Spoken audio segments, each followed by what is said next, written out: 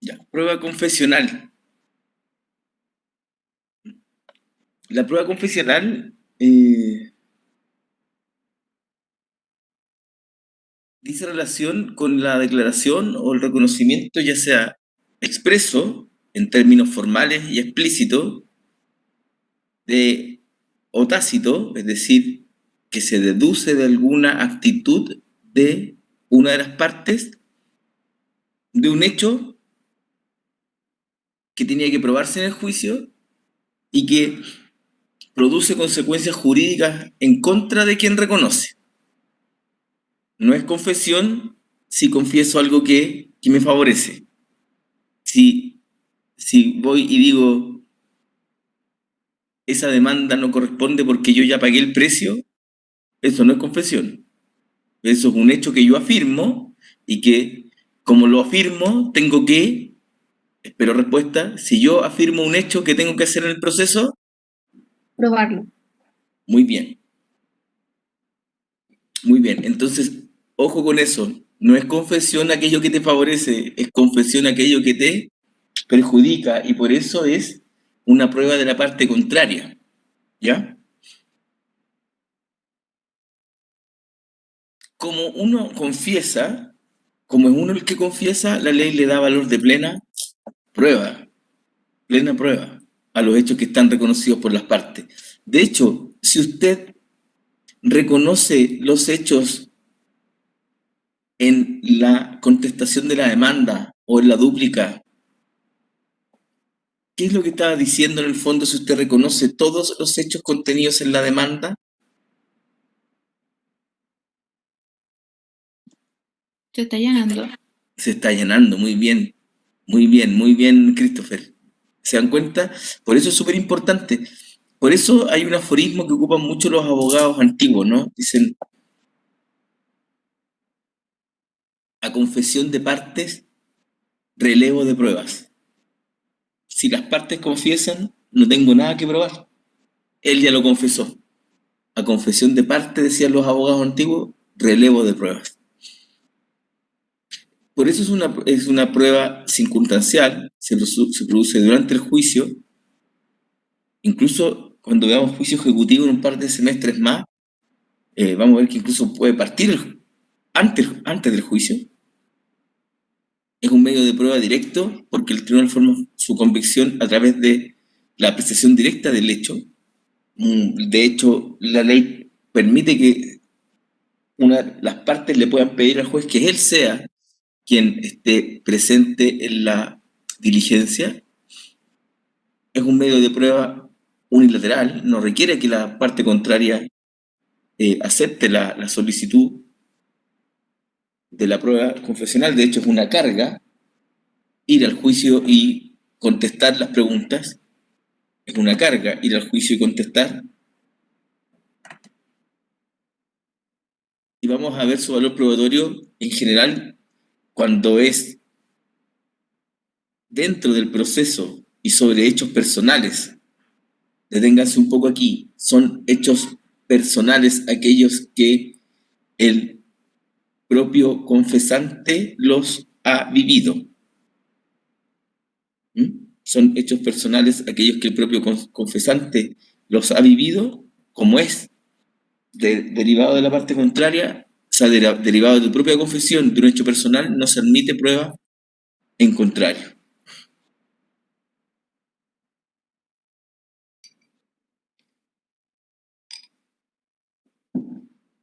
No se admite prueba en contrario. Después vamos a ver los valores que tiene la prueba cuando la confesión es fuera del proceso.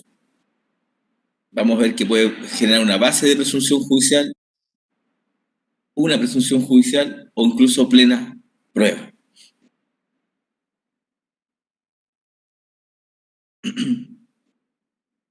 Requisitos para que haya confesión: tiene que haber una declaración unilateral de la parte en el proceso. Y estas partes tienen que tener capacidad procesal. ¿Ah? tiene que tener capacidad procesal. O sea, quien declara tiene que tener capacidad de ejercicio. Debe recaer sobre hechos precisos, determinados y obviamente sustanciales, pertinentes y controvertidos, porque esos son los hechos que tenemos que probar, aquellos hechos que son sustanciales, pertinentes y controvertidos. Este reconocimiento tiene que perjudicar a la parte que formula la creación, ya lo hemos visto. Ya lo hemos visto, si no, no vale. Y el reconocimiento debe efectuarse, esto es más discutible, con la intención consciente y dirigida del confesante de reconocer un hecho que lo perjudica. Esto lo sacamos de la posibilidad de retractarse de la confesión cuando ha existido un error de hecho. Ojalá que se acuerden, porque para el examen va a ser importante acordarse, hay un término especial de prueba. Hay un término especial de prueba para probar que usted se equivocó al confesar y que tiene una justa causa de error. Por eso, a propósito de esa regla que te dice, mire, usted confiesa, pero se da cuenta que confesó mal, que se equivocó porque escuchó mal la pregunta, porque la comprendió mal, usted en el fondo no está confesando. Desde ahí sacamos este principio de que tiene que haber una especie de animus confitendi, es decir, que el momento de contestar la pregunta, él entienda claramente que está confesando un hecho que le favorece. Esos serían los requisitos, entonces, una declaración unilateral de voluntad sobre hechos precisos y determinados. Vamos a ver de dónde se saca esto de que sean hechos precisos y determinados. Yo no puedo preguntar al voleo algo general, diga cómo es efectivo y le consta que la contraparte presentó una demanda completamente correcta. Eso es una pregunta muy genérica, que le tiene que ser, el código exige que se le hagan preguntas determinadas y precisas. El reconocimiento de los hechos debe perjudicar al quien los formula y debe efectuarse con la intención de confesar.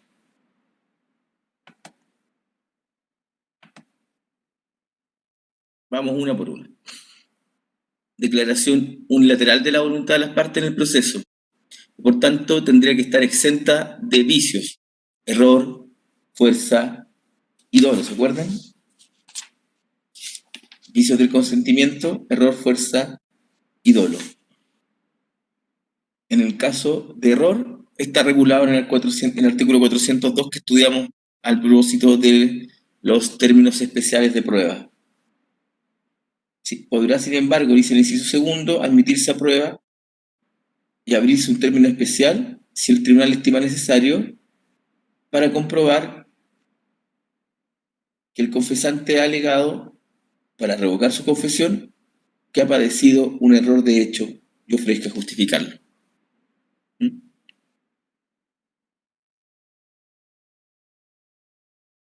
Esta declaración unilateral de voluntad debe emanar de una de las partes en el proceso o de sus apoderados. El apoderado tiene que tener, según el artículo 7, inciso segundo, facultades especiales para confesar.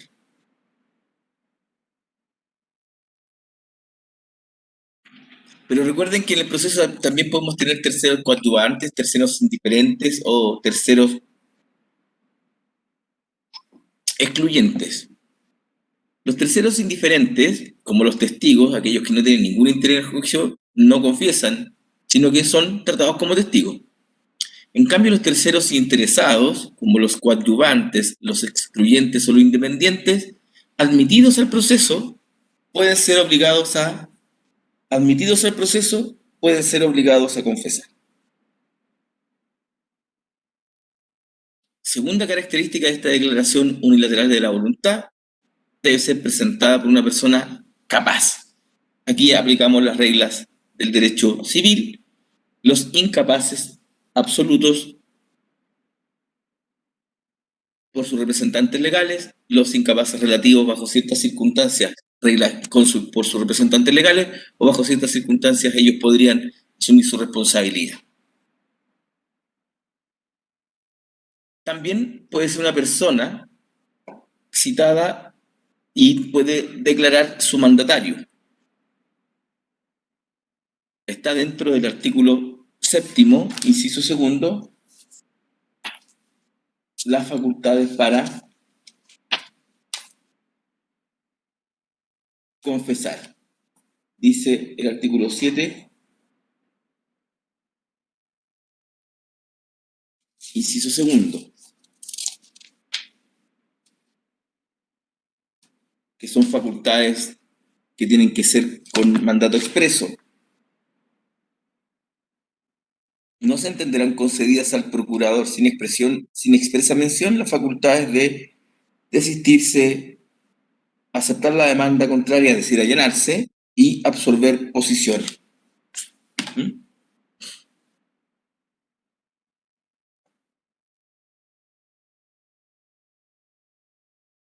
El mandatario, ojo con esto, yo sé que a esta hora cuesta estar atento porque da sueño después de almorzar, pero el mandatario judicial también puede ser citado a declarar por hechos propios.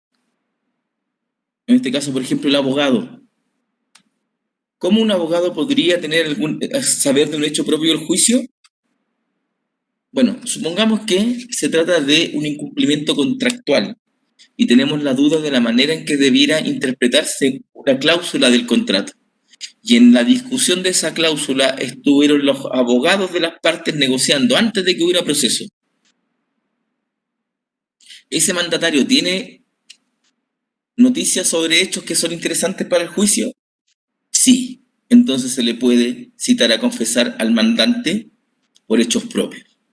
Ya no va a estar confesando por hechos de su cliente, sino por hechos propios.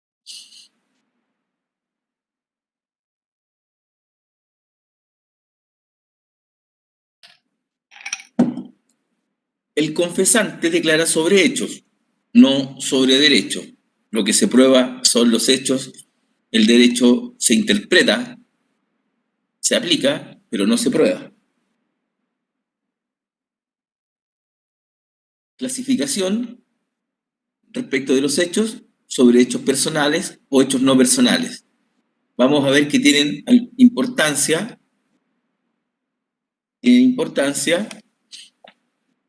porque respecto de los hechos personales tiene mayor valor probatorio la confesión que respecto de hechos no personales.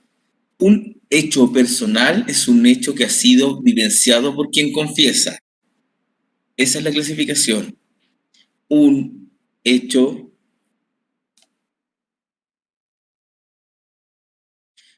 personal es aquel hecho que fue vivenciado por quien confiesa. Un hecho no personal es aquel hecho que a uno le consta, pero respecto al cual uno no ha sido el quien lo ha vivenciado.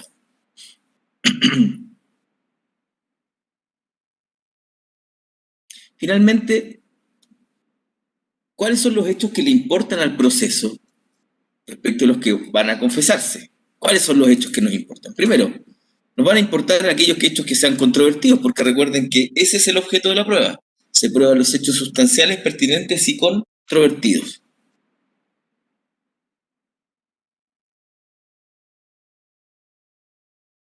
También solo nos interesa si son desfavorables al confesante.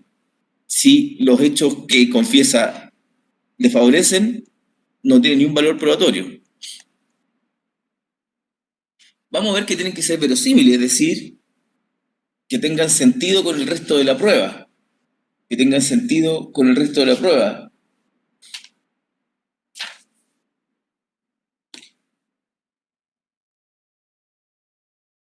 Fíjense lo que dice el artículo 428, a propósito de la apreciación comparativa de los medios de prueba. Entre dos o más pruebas contradictorias y a falta de ley que resuelva el conflicto, los tribunales preferirán las que crean más conforme a la verdad.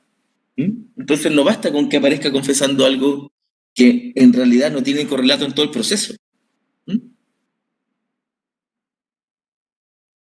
Entonces, usted confiesa para que tengan valor en el proceso hechos controvertidos, desfavorables, verosímiles, lícitos.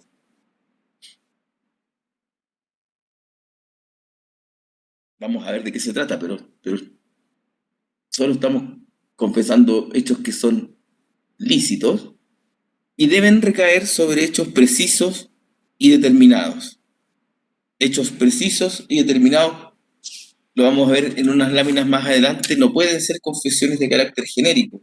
Y las preguntas que se tienen que poner en el sobre de posiciones, las preguntas que se tienen que poner en el sobre de posiciones tienen que ser precisas. Artículo 386. Los hechos acerca de los cuales se exija la confesión podrán expresarse en forma asertiva o en forma interrogativa. Asertiva cuando afirmo la existencia de un hecho, interrogativa cuando consulto sin afirmar si el hecho existió o no, pero siempre en términos claros y precisos, de manera que puedan ser entendidos sin dificultad. Tampoco procede que le preguntemos cosas hipotéticas, sino interrogativas o asertivas. ¿Por qué? Porque la información que se entrega se va a ser de mala calidad. Si le pregunto en términos generales, sin que tenga correlato con la realidad, o si le pregunto hipótesis, porque esas hipótesis pueden o no haberse producido, y por tanto la información para determinar cuál es la verdad del proceso es de mala calidad.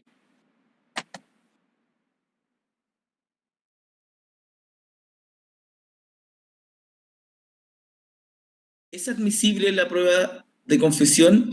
Como regla general, sí.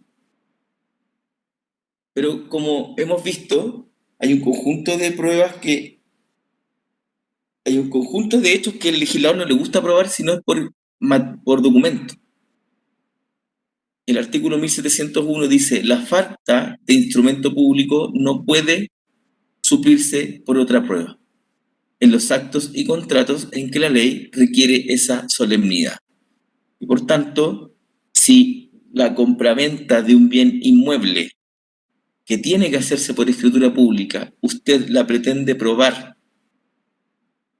por una confesión, el legislador le dice no. En la lámina existen 4 o 5 más ejemplos de inadmisibilidad de la prueba confesional. Hay norma expresa, por ejemplo, en los juicios de separación de bienes por el mal estado de negocio del marido, la confesión de este no hace prueba de su mal estado de los negocios, porque ahí el artículo 157 lo que quiere es precaver el fraude. El propio marido puede querer separarse de bienes de su mujer con objeto de distraer bienes y confiesa en el juicio con su cónyuge que ha mal administrado sus bienes. Entonces, esa es alguna manera de burlar el juicio y por tanto el legislador dice no, tampoco la confesión. Lo mismo opera en el artículo 188 del Código Civil a propósito de filiación. No se admite el testimonio de la madre que en el juicio sobre legitimidad del hijo declare haberlo concedido en adulterio.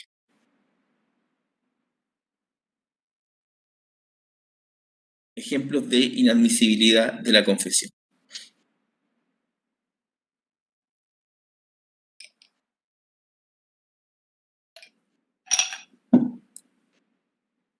Clasificaciones. Según ante quién se preste, la confesión es judicial o extrajudicial. Es judicial la que se presenta ante un tribunal de la causa o ante cualquier otro tribunal. Judicial es aquella que se presta en algún tribunal, ya sea de la misma causa o de otra causa. Más precisamente, para efectos de valores probatorios, el legislador dice, es confesión judicial la que se presta en el tribunal de la causa o ante el tribunal exhortado en el caso en que la persona que va a absolver posiciones está en un lugar diverso del juicio. Y hablamos de confesión extrajudicial, y la ley hace el distingo para darle un valor probatorio menor, aquella prestada ya sea en un juicio diverso o incluso fuera del proceso, sin tener que confesar dentro de un juicio. Entonces, para el legislador chileno, la confesión extrajudicial es aquella que se presta fuera de cualquier juicio o en un juicio diverso al que motiva la confesión. Según su forma en que se presta la confesión, hablamos de confesión espontánea, aquella que se produce espontáneamente sin requerimiento de nadie. Y provocada aquella que es fruto de la solicitud de la contraparte de tener que concurrir a contestar las preguntas que se le hacen. Esa es la confesión provocada.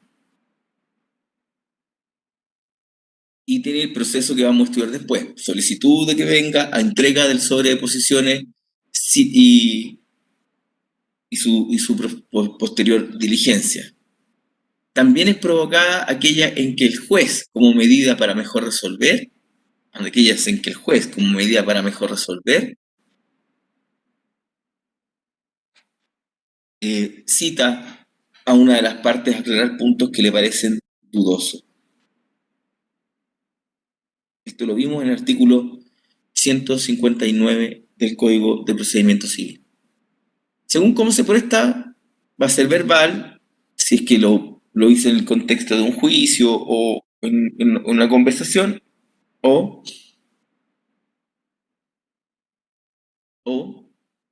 escrita si lo hice en un instrumento.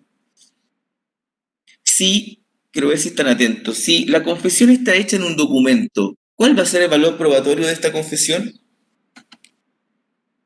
¿Cuál creen ustedes?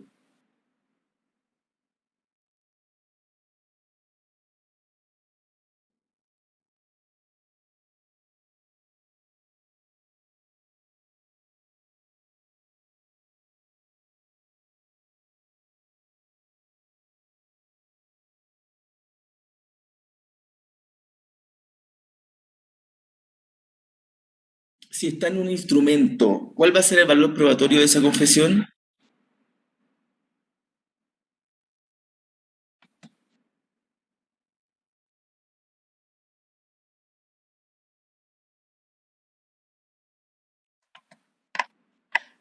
Depende si es instrumento público o privado. Exacto. Muy bien, Benjamín. Muy bien, Benjamín. Vamos a tener que reconducir el valor probatorio de la confesión al documento en que se presta. Al documento en que se presta.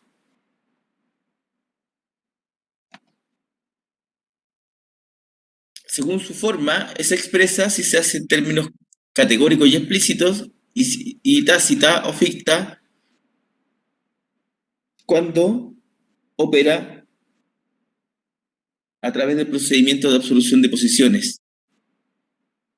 Y es tácita o ficta porque él no concurre o si concurre da respuestas evasivas.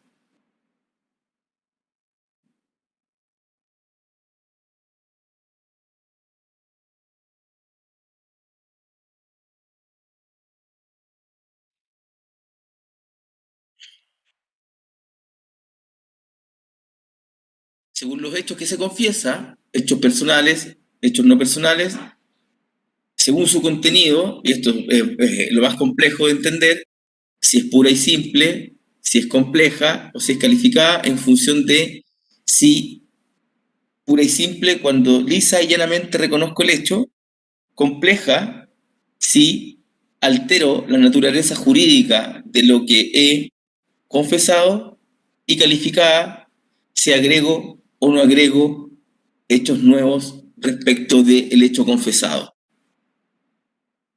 Y divisibilidad, según su divisibilidad, se habla de confesión divisible o indivisible para saber si puedo hacerme ocupar todo lo que ha dicho o tengo que respetar aquello que al confesante le favorece. Es difícil de entender, lo vamos al final de esta clase o al inicio de la siguiente para que quede bien claro. Y luego vamos a ver los efectos probatorios de la confesión. Hablamos de una confesión eficaz cuando produce efectos probatorios y obviamente una confesión ineficaz cuando no produce ningún efecto probatorio respecto a la parte contraria que ha solicitado la confesión.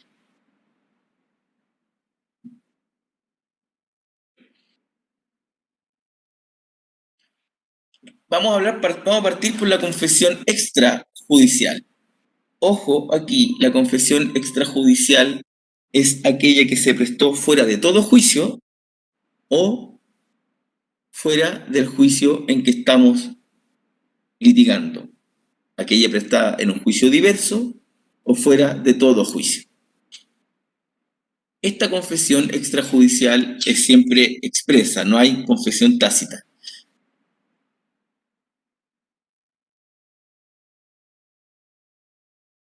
La confesión extrajudicial, que es verbal, se puede acreditar mediante testigos, que van a ser todos testigos de oídas, y ustedes ya saben el valor probatorio de los testigos de oídas. En general va a tener de base de presunción judicial, y escrita, ya sea vamos a tener que darle el valor de la prueba instrumental. Es decir, si fue prestada en un instrumento privado o si fue presentado en un instrumento público. Vamos a la que nos importa. Vamos a la confesión judicial.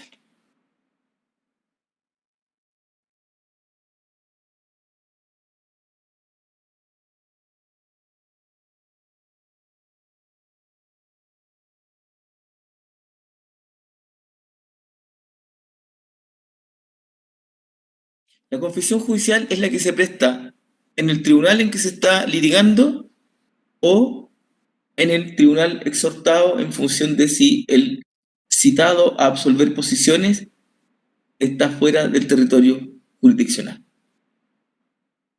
Y la confesión judicial a su vez es espontánea o provocada.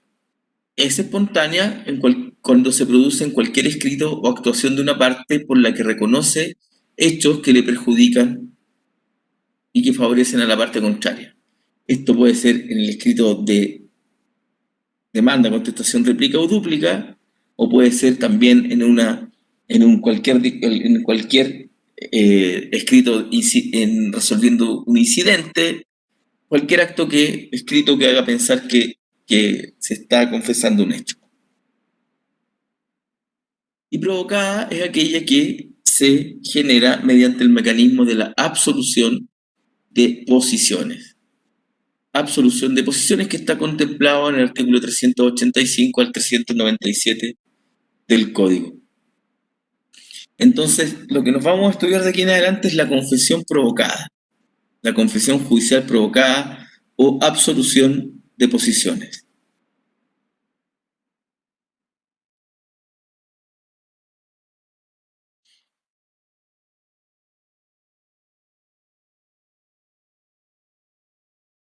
La iniciativa es de parte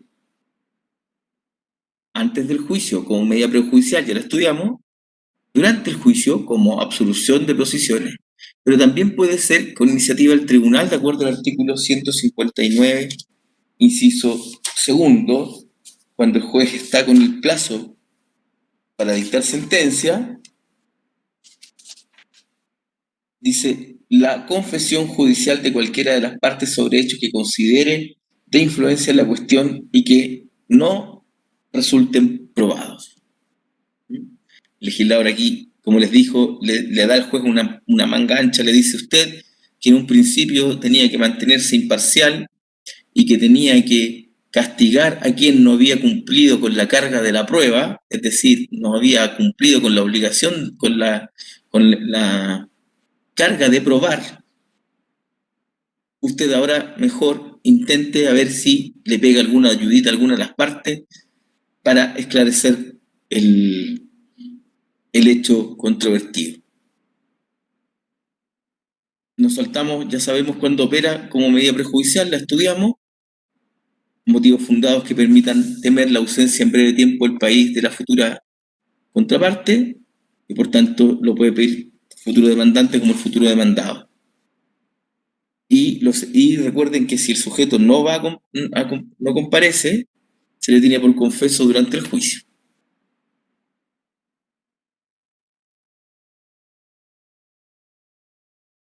Luego está la confesión provocada del artículo 385 y siguiente a través del mecanismo de absolución de posiciones, que lo vamos a ver.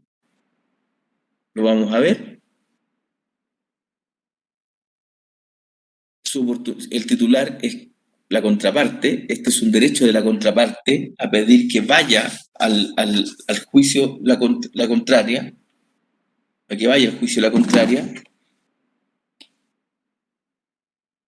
Artículo 385. Fuera de los casos expresamente previstos por la ley, todo litigante está obligado a declarar bajo juramento. Entonces, la contraparte te tiene que pedir.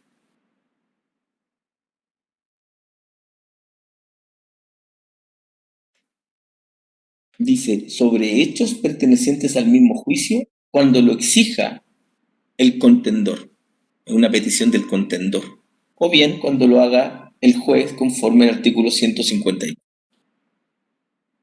¿Qué oportunidad? En primera instancia, desde contestada la demanda. Todo litigante está obligado a declarar bajo juramento, contestada que sea la demanda. ¿Cuántas veces puede ir? Hasta 2 veces. Incluso puede haber una tercera si es que se alegan hechos nuevos respecto de los cuales no se había consultado al absolvente, entonces puede ser hasta 3 veces. Eso en primera instancia. En segunda instancia, en cualquier estado de la causa, antes de la vista, antes de que se escuchen los alegatos ante la sala del tribunal, esa es la vista de la causa. Hasta antes de la vista se puede pedir una vez en segunda instancia y ampliable a una vez más si se alegan hechos nuevos respecto a los cuales no tenía noticia el solicitante de la diligencia. Y también como medida para mejor resolver dentro del plazo de 60 días que tiene el juez para dictar sentencia y respecto de hechos que no se encuentren probados en el proceso. ¿Quién es titular aquí? Todo litigante está obligado a absolver posiciones cuando así lo exija su contendor. Todo litigante. Demandante, demandado, terceros independientes, coadyuvantes o excluyentes. ¿Y quién es el sujeto de la absolución? Los mismos, porque es recíproco. Yo lo cito a usted, usted me puede citar a mí.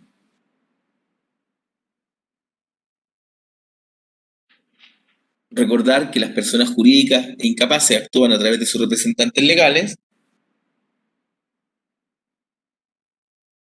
y los mandatarios judiciales pueden absolver por sus clientes en la medida, como vimos recién, que tengan facultad expresa de acuerdo al artículo 7, inciso segundo, 7, inciso segundo del Código de Procedimiento Civil. Son facultades accidentales. Requieren que usted le dé una delegación expresa. Pero un mandatario judicial puede ser citado a absolver acerca de sus hechos personales en el mismo juicio. Podrá exigirse confesión al procurador de la parte sobre hechos personales del mismo, aun cuando no tenga poder para absolver posición. Les digo, les pongo el caso. Puedo yo haber estado asesorando a mi cliente para redactar un contrato, tuvimos en varias reuniones con varias personas y después puede producirse el juicio y sea interesante escuchar mi versión para la contraparte. Y la contraparte me puede citar a mí, absolver posiciones en mi calidad de mandatario, pero sobre hechos propios míos, que tengan interés en el juicio.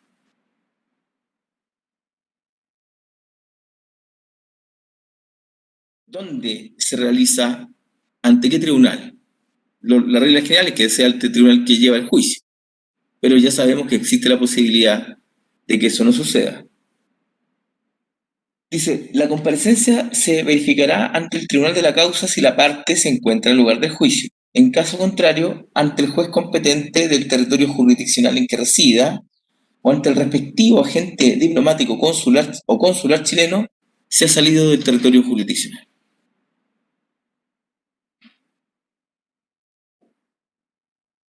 ¿Ante quién se presta la absolución?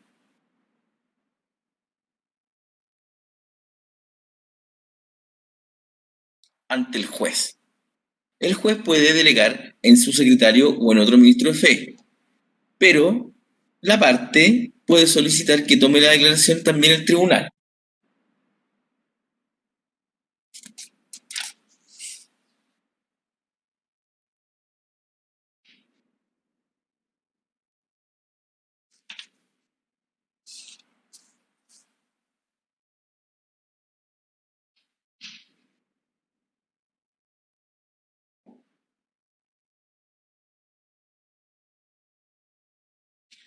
Artículo 388. Si el tribunal no comete al secretario o a otro ministro de fe la diligencia, mandará citar para día y hora determinada al litigante que ha de prestar declaración. Siempre que alguna de las partes lo pida, debe el tribunal recibir por sí mismo la declaración del litigante. Siempre que el tribunal lo pida, siempre que alguna de las partes lo pida, debe el tribunal recibir la declaración, la absolución de posiciones en forma personal. En forma personal.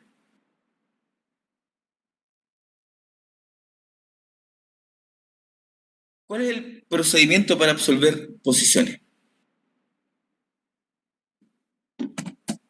Primero hay que solicitarlo.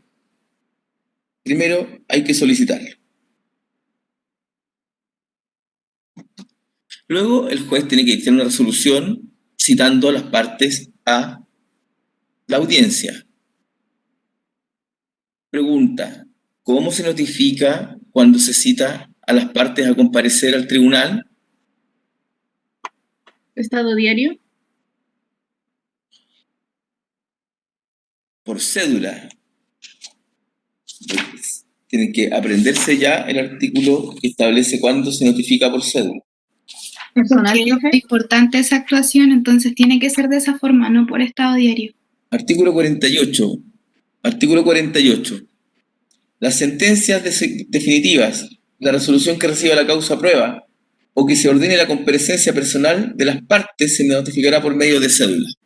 Aquí se va a ordenar la citación, entonces tiene que ser por cédula. Como bien dice usted, es por la importancia de la resolución.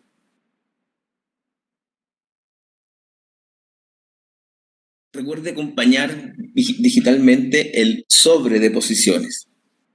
Las posiciones deben contenerse en un sobre que antes se firmaba por la peticionaria, debe acompañarse conjuntamente con la solicitud. Y se mantiene guardado este sobre, en este caso se va a mantener con una clave, no lo va a poder abrir nadie, esa clave hasta el momento de la diligencia.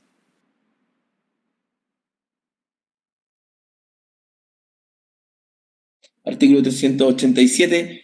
Mientras la confesión no sea prestada, se mantendrán en reserva las interrogaciones sobre que debe recaer.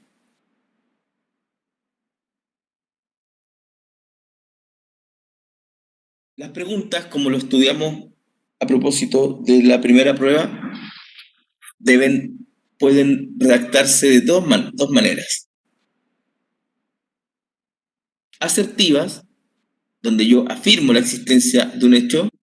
Diga cómo es efectivo que el 5 de julio usted estuvo en el centro de Santiago. O interrogativas. No se afirma la existencia de un hecho. Dígame dónde estuvo el 5 de julio de 2006.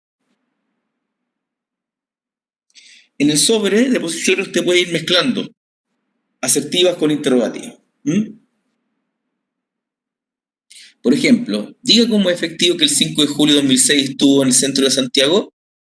En el evento que lo negare, diga al absolvente en qué lugar se encontraba ese día. ¿Cuál es la importancia? Ya sabemos que si la persona no concurre por 2 veces a absolver posiciones, se abre el pliego de peticiones y se le tiene por confeso de las preguntas hechas en forma asertivas.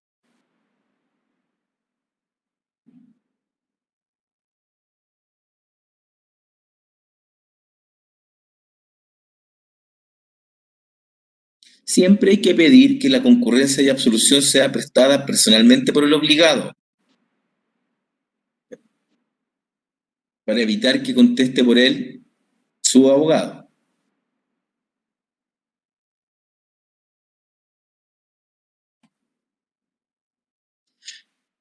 el juez va a resolver como se pide.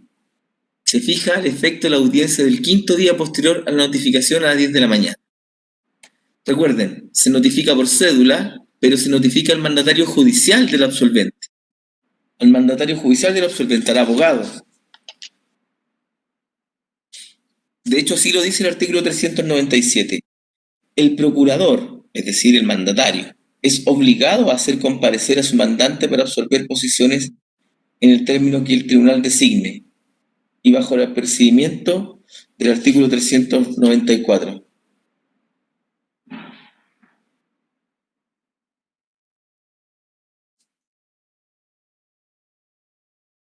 El artículo 389 establece un listado de personas que están exentas de asistir a la audiencia, no de confesar, de asistir a la audiencia. Son las mismas personas que estudiamos la clase pasada que se constituyen en dignidades. Presidente de la República, ministros de Estado, senadores, diputados, etc. Fiscales judiciales, miembros de la Corte Suprema o de alguna corte, los fiscales judiciales de esta, el fiscal nacional, los fiscales regionales. También los que están enfermos, las mujeres en caso que el tribunal estime prudente eximirlas de esta asistencia. Estas personas no tienen que ir al tribunal. Pero, ¿cómo lo hacen? El juez, en este caso el juez, o el secretario, o el receptor, se trasladará a la casa de ella con el objeto de recibir la declaración o comisionará para esto al secretario.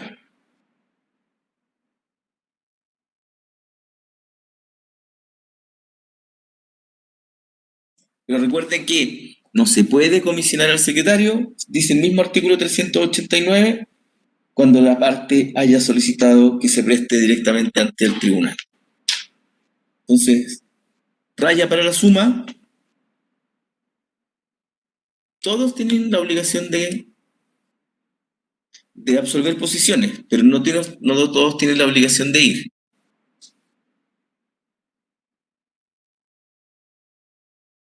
Solo las personas del artículo 389 están eximidas de concurrir, pero no de absolver.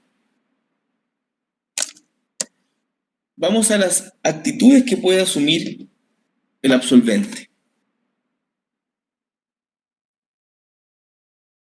Actitudes que puede asumir el absolvente. Profe, una consulta. Iba a decir justo usted, raya para la suma y quedé con la duda, ¿cómo se hace para pedir que vaya quién tiene que ir y no el mandatario de la persona? La contraparte. Usted si es demandante le pone. Solicita que concurra personalmente el demandado Juan González Gutiérrez y no su abogado, no su representante o mandatario. ¿Estamos? Pero eso va en la suma. No. Usted pone arriba en la suma, en lo principal, solicita absolución de posiciones, en el otro sí, acompaña preguntas, solicitando que queden en custodia, en reserva de conformidad al artículo 387. Y después cuando está en la suma, es en el cuerpo de la solicitud, pone, estando dentro de plazo, vengo a solicitar se cite personalmente al demandado a absolver posiciones conforme las preguntas que se le harán. Gracias, profe. Ya. ¿Qué puede hacer entonces el citado? Puede comparecer y absolver, respondiendo las preguntas. Puede comparecer y negarse a declarar, o bien dar respuestas evasivas, es decir, a preguntas claras y precisas, dar respuestas dudosas. Y no comparecer a la audiencia.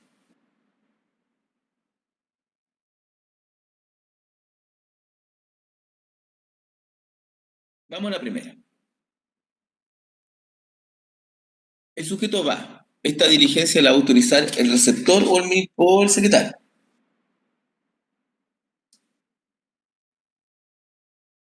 Ya sabemos quiénes pueden ir. El absolvente. ¿Quiénes pueden ir a esta audiencia? El absolvente, su abogado el procurador y el abogado del absolvente, obvio, es norma de debido proceso, ni siquiera debiera ponerse, no está en la ley. Pero es norma de debido proceso, si usted tiene derecho a estar siempre asesorado por su abogado. Y el artículo 392 dice que también puede todo litigante presenciar la declaración del contendor y hacer al tribunal las observaciones que estime conducentes para aclarar, explicar o ampliar las preguntas.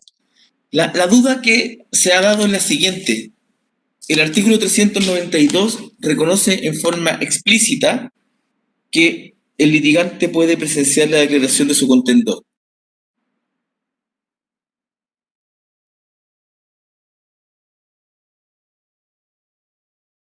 Esto no significa que la contraparte no pueda ir con su abogado. Todos tienen derecho a ir con su abogado, son normas básicas de debido proceso.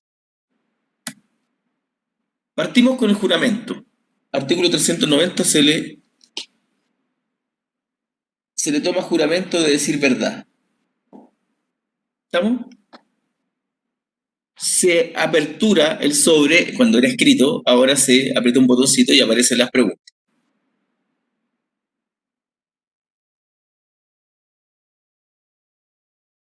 Y se procede a la declaración, de conformidad al artículo 391. La declaración deberá prestarse inmediatamente de palabra y en términos claros y precisos. Si el confesante es sordo o sordomudo, podrá escribir su confesión delante del tribunal o del ministro de fe encargado de recibirla, o en su caso se aplicará lo dispuesto en el artículo 382, que lo vimos a propósito de los testigos. Será examinado por medio de un intérprete mayor de 18 años.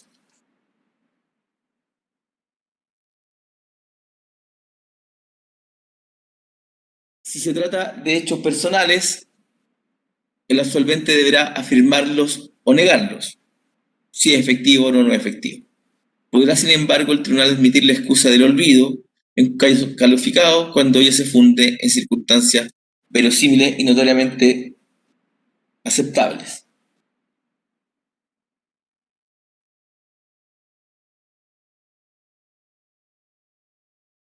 ¿Por qué uno puede olvidar las cosas? Bueno, porque la memoria es frágil y con el tiempo va olvidando ciertos detalles, ¿cierto?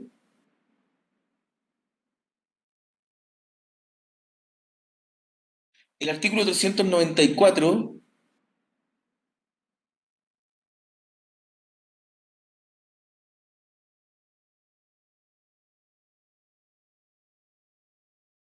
le da la facultad a quien absuelve, porque a veces la absolución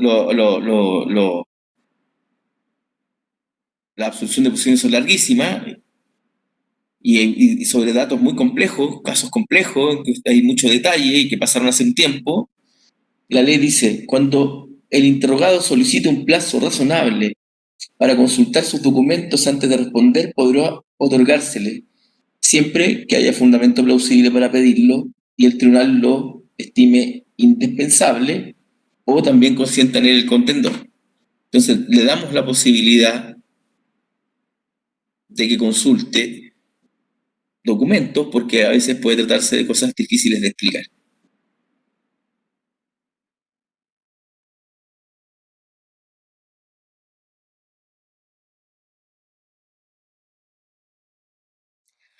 Como habíamos dicho, el solicitante de la absolución puede presenciar la declaración del absolvente y ahí mismo, a propósito de las respuestas del absolvente, hacerle al tribunal observaciones que estime conducentes para aclarar, explicar o ampliar las preguntas que han de dirigirse. Incluso puede pedir que aclare y amplíe las respuestas el absolvente. Y antes de eso, antes de que termine la diligencia, pedir que se repita alguna pregunta si hay respuestas que han sido dadas y que han dejado un punto oscuro o dudoso de aclarar. Todo eso está en el artículo 392. Entonces, es bien dinámico. Usted puede llevar un conjunto de preguntas que están en el pliego, pero puede hacer más preguntas porque ya saben, palabras sacan palabras. Entonces te responde una cosa, te hable un franco y tú le puedas preguntar otras cosas para que aclare otras. No estás limitado 100% por el sobre de posiciones que llevaste.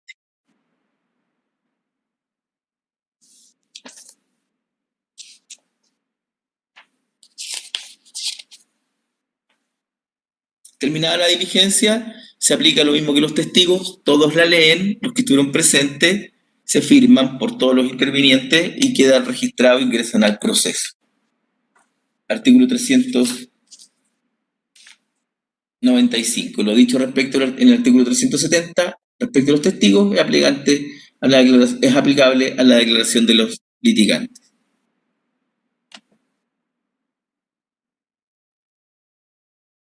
Entonces ya sabemos cómo funciona la absolución. Pero ¿qué pasa si el absolvente citado no comparece? Si no comparece, el día y hora, usted lo citó para el 5 de agosto, llegamos en la mañana, no citó, se levanta un acta de que el llamado no compareció.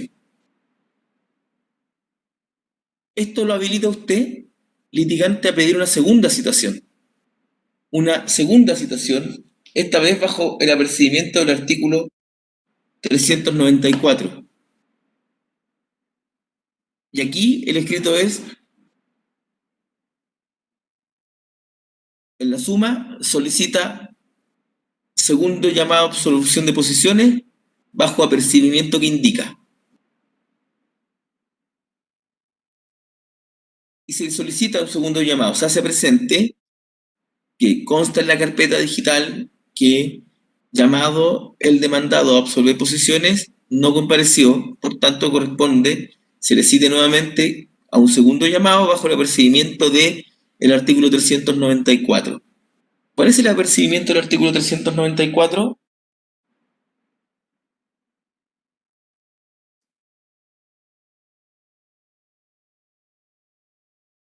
¿Cuál es el apercibimiento? Es que se le va a tener por confeso de todas las preguntas realizadas en forma asertiva y que él, al no concurrir por 2 veces, no fue. Nuevamente, esta resolución se tiene que notificar por cédula porque es una citación. En esta segunda situación, como esto es más grave, porque voy a quedar por confeso tácitamente, puedo confesar y declarar y nos vamos a las láminas anteriores y contestar y responder, pedir, consultar nuestros apuntes si es que tenemos, etc. Pero puedo también comparecer y me niego a responder o doy respuestas evasivas. En el caso de negarse a responder o dar respuestas evasivas o simplemente no comparecer a la segunda citación, en todos estos casos vamos a hablar de una confesión tácita. Vamos a hablar de una confesión tácita. Comparezco negándome a responder, comparezco pero doy solo respuestas evasivas, o derechamente citado por segunda vez no comparezco. Se produce así una confesión tácita cuyo efecto está en el artículo 394, que señala lo siguiente: si el litigante no comparece al segundo llamado, o si, compareciendo, se niega a declarar o dar respuestas evasivas, se le dará por confeso a petición de parte. Esto es importante, no lo hace el juez solo. A petición de parte, en un escrito siguiente, usted dice: no habiendo comparecido el demandado a absolver posiciones por segunda vez, le pido se tenga por confeso las preguntas que están plasmadas en forma asertiva. O bien digo: habiendo concurrido el demandado, negándose a declarar, se le tenga por confeso. O habiendo el demandado concurrido a absolver posiciones en las preguntas asignadas con el número 6, 8, 12, 15, 17, respondió en forma evasiva. y por tanto se le tiene que tener, solicito, se le pide, se le tenga por confeso. Si lo siempre tengo que yo pedirlo.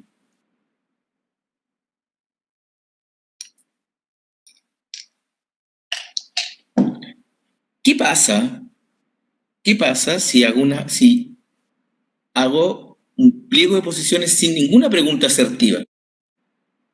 ¿Se puede tener por confeso de preguntas que son interrogativas? No, solo la asertiva. ¿Por qué me dice que no, Sigrid? Tiene razón, sí, pero ¿por qué me lo dice? Porque la asertiva ya se está asegurando, ya se tiene como antecedente de que sí ocurrió cierto hecho, po. ¿O no? Más o menos, pero va bien encaminada. Lo que pasa es que en las preguntas asertivas usted afirma un hecho. Diga cómo es efectivo que concurrió a que usted está en Europa. Diga cómo es efectivo y le consta que usted contrató conmigo. Entonces, de eso sí lo podemos hacer confeso. Pero cuando le pregunto, diga dónde estaba el 20 de agosto, y el tipo no contesta, ¿de qué lo tengo por confeso? Si la pregunta era dónde estaba el 20 de agosto, no lleva ninguna afirmación. ¿Estamos? Entonces, ¿qué pasa si yo he hecho solo preguntas interrogativas?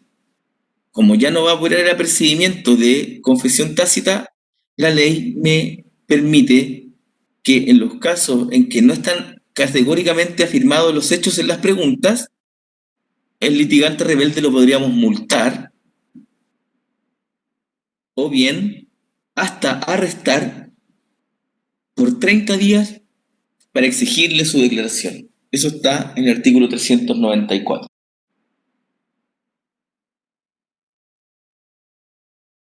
Incluso la solicitante de la diligencia puede pedir que no se dicte el fallo hasta que el sujeto declare.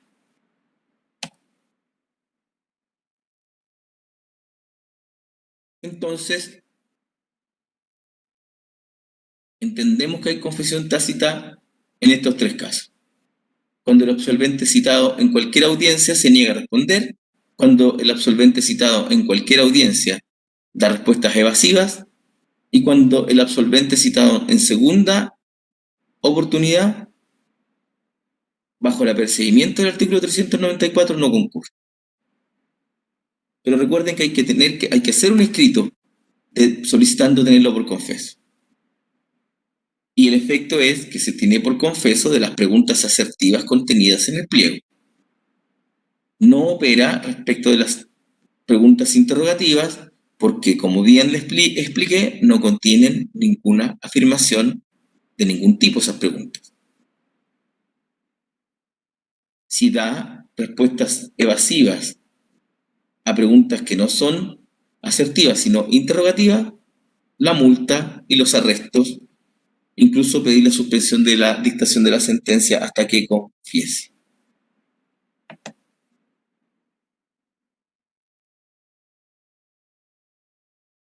Vamos a descansar 5 minutos. 5 minutos. Porque vamos a hablar del balón probatorio y esto, lo que viene no es fácil. Así que 5 minutos.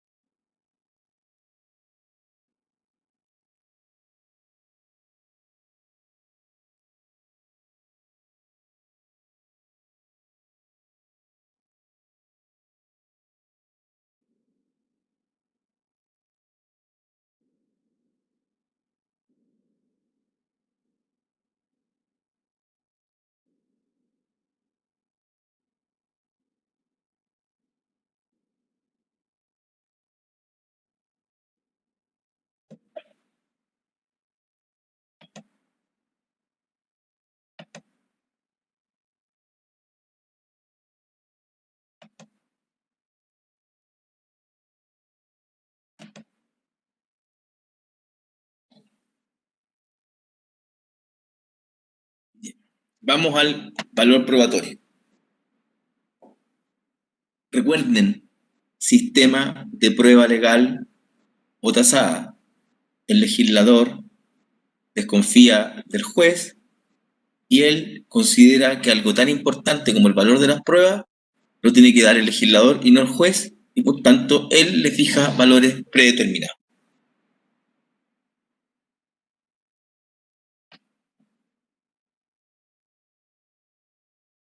Vamos a distinguir entre confesión judicial y confesión extrajudicial, y vamos a partir por la confesión extrajudicial. Artículo 398. Recuerden que para el legislador chileno es extrajudicial la que se presenta fuera de todo juicio y fuera del proceso mismo, aunque sea ante otro tribunal.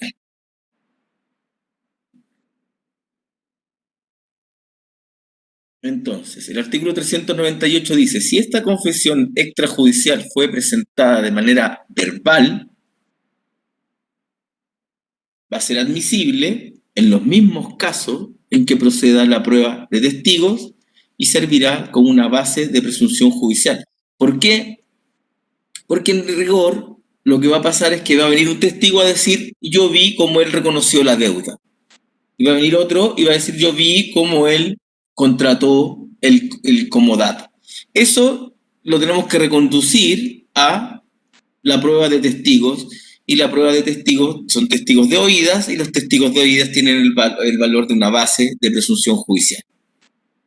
Lo mismo con la confesión extrajudicial que se presenta por escrito, porque hay que reconducirla,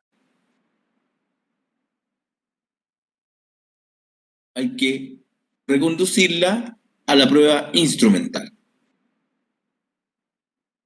Ahora, si esta confesión se prestó en presencia de la parte que lo invoca, la ley le da un poquito más de valor y le da el valor de una presunción grave. Ojo, que el artículo vamos a estudiar el miércoles, qué son las presunciones, pero el artículo 426, en general, para dar por acreditado un hecho, requiere varias presunciones, pero el artículo 426, inciso segundo, dice, una sola presunción puede constituir plena prueba, que son lo que se llaman las presunciones graves. Una presunción grave es aquella que por sí sola puede producir plena prueba. Entonces, la confesión extrajudicial que se haya prestado en presencia de la parte que la invoca o ante un juez incompetente pero que ejerza jurisdicción, constituyen presunciones graves. También constituye presunción grave aquella confesión extrajudicial que se prestó en un juicio diverso. La misma regla se aplicará a la confesión prestada en otro juicio. Pero puede ser, y esto es importante, puede dársele, es facultativo para el juez, por eso dice podrá, dársele el mérito de prueba completa, es decir, plena prueba, cuando se prestó en un juicio diverso, pero entre las mismas partes. Entonces, ¿qué medio de prueba vamos a pedir? ¿Qué se le ocurre? ¿Cómo vamos a probar que prestó una confesión en un juicio diverso entre las mismas partes? ¿Cuál va a ser el medio de prueba? ¿Qué vamos a pedir que se agregue al proceso?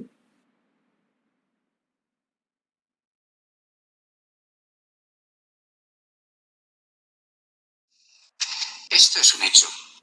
¿Qué vamos a pedir que se agregue al proceso?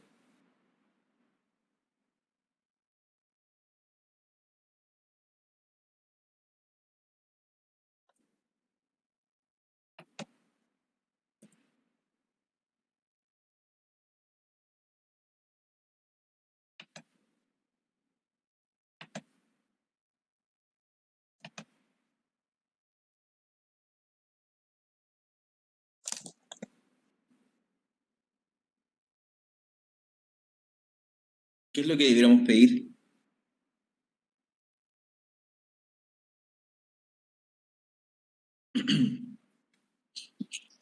Disculpe, profe, ¿puede repetir la pregunta? Que hay construcción cerca de mi casa. Si tiene valor de plena prueba la confesión prestada por una de las partes en un juicio diverso, dice, pero si la confesión se ha seguido si el juicio se ha seguido entre las mismas partes que actualmente litigan, podrá dársele mérito de prueba completa. La grabación de juicios diversos, muy bien, está cerca, la que escribió la grabación está cerca, parte de la base que los procesos son orales. Pero ¿cómo son los procesos civiles?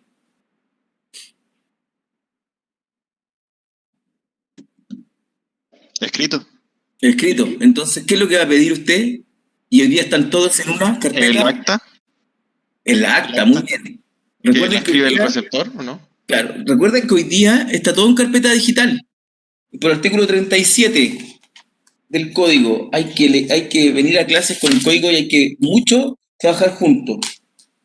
Fíjese, usted le va a pedir al tribunal que mande copia del otro expediente, porque es un documento y un documento público que está firmado por el juez y el secretario y un ministro jefe, entonces es plena prueba. Dice, en aquellos casos en que artículo 37, en aquellos casos en que otro tribunal requiera la remisión del expediente original o de algún cuaderno o pieza, el trámite se cumplirá enviando la correspondiente comunicación de la carpeta electrónica.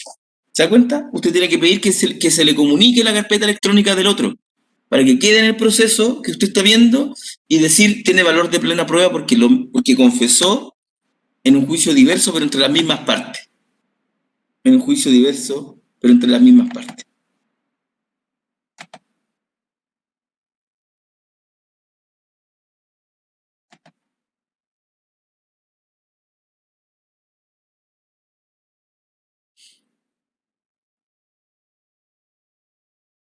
Si la confesión, vamos ahora a la confesión judicial.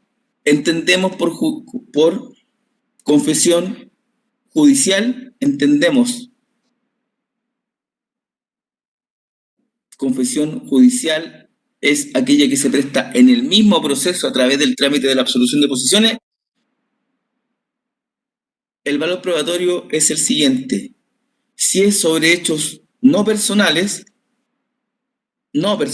aquellos que la persona que los confiesa no los ha vivenciado, es plena prueba, pero admite prueba en contrario. Artículo 399, inciso segundo. Si los hechos confesados no son personales del confesante o de la persona a quien representa, producirá también prueba la confesión. Pero siempre admiten prueba en contrario.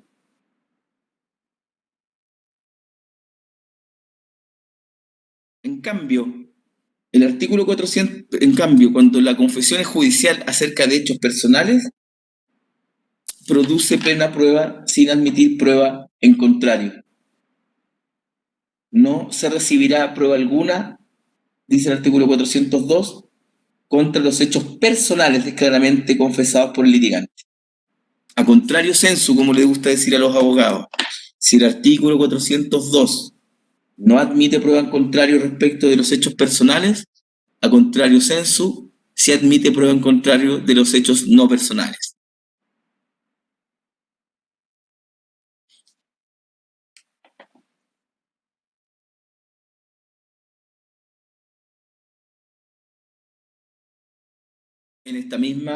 En este mismo sentido razona el artículo 1713 del Código Civil.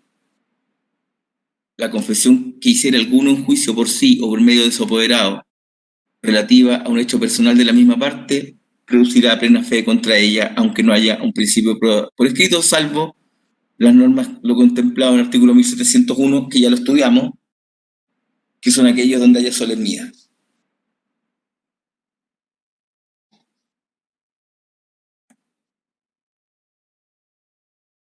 ¿Puedo revocarla? ¿Puedo decir no, lo que dije no lo quise decir? ¿Puedo revocar la confesión?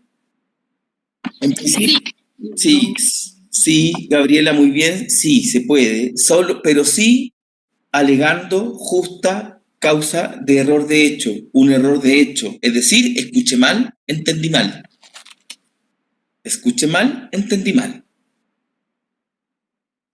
Podrá, sin embargo, admitirse prueba y abrirse un término especial si el tribunal estima necesario cuando el confesante alegue que ha padecido de un error de hecho y ofrezca justificar las circunstancias.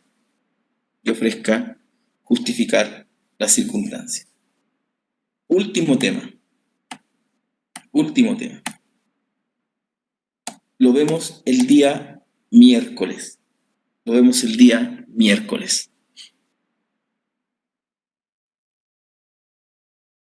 Recuerden, el miércoles vemos la respuesta de la prueba.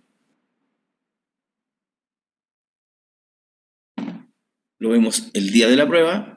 Sabemos la respuesta de la prueba. Vemos las notas, que las voy a publicar antes.